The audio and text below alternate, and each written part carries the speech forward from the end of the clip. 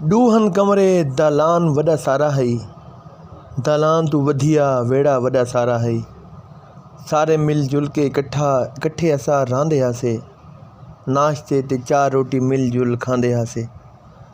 शाम सिर वेड़े छिड़काओ कीता वेंदा हई, टीवी अंदरों कढ के ते ॿाहिरि रखा वेंदा हई।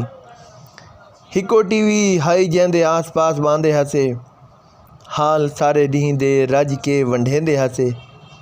रात जल्दी सम्हणा ते फजर नाल उठना, हर वेले माँ प्यू दी नसीहत इहो सुनना। कतार खटड़ियां दे पखे अगू लेट के, कतार खटड़ियां दे पखे अगू लेट के, नानी डाडी कोल कहानियां खाड़ी हथ टेक के। पाले दियां रातां दी आपड़ी हिक चस सही, रेवड़ियां मूंगफलियां गंढेरियां दा रस सही।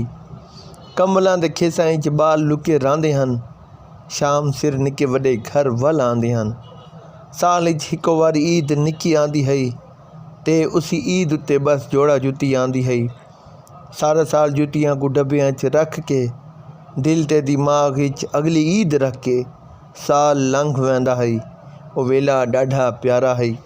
अगर हुण दी असां ॻाल्हि करूं, कमरे त बहु हिन पर झा बड़ी थोड़ी है। वेड़ा हुण कोनी रिया, घर बहु तंग है। रोटी शोटी हर कोई कमरे च खांदा है, नाल मिल बावण दा टाइम घट आंदा है।